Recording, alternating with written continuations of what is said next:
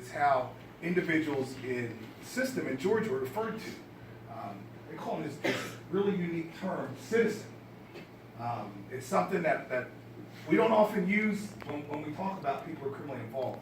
That really stuck with me and the whole Colson task force. Because I really think that sets the tone of what we're trying to accomplish. Now you've heard probably more than you wanted to about JRI 1. You've heard about the aspirations of JRI 2.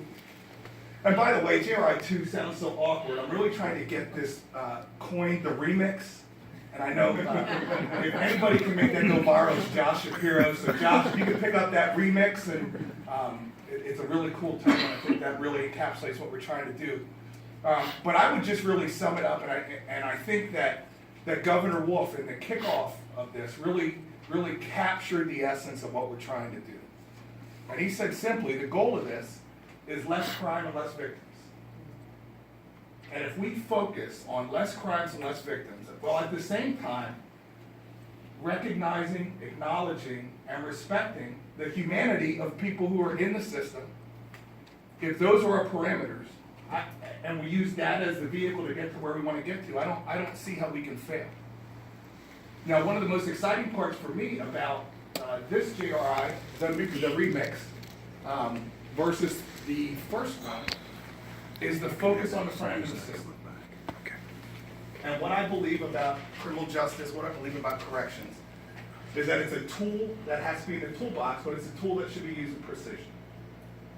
And to do that, we got to make good decisions at the front end. Al Bloomstein talks about the criminal justice funnel, and to the extent that we can make the top part of that funnel smaller, we make better decisions. And what sounds counterintuitive is that when we use the response of incarceration for people who present a legitimate risk to public safety, who've done things that create victims, and we do that in a manner that we try to address the root cause of that crime.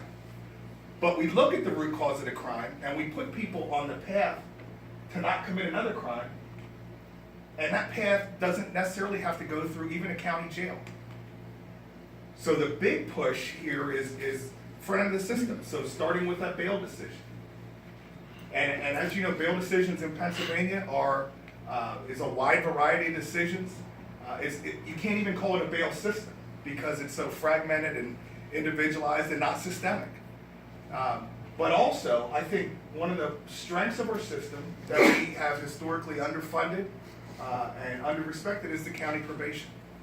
If you talk about return on investment, restricted intermediate punishment probably is the most successful criminal justice program we have, where it gets people not just out of the system, but back on the track to be successful citizens. And when you look at the number of bodies who are in or under some form of correctional control, the vast majority of those bodies are under county probation. And you'd be hard pressed to look at the amount we invest in that and say that makes sense. So I think that's probably the most exciting part, looking at the front end of the system and ultimately finding a way to continue to get better outcomes, less crime, less victims. So thank you all very much, and Josh, the remix, the remix.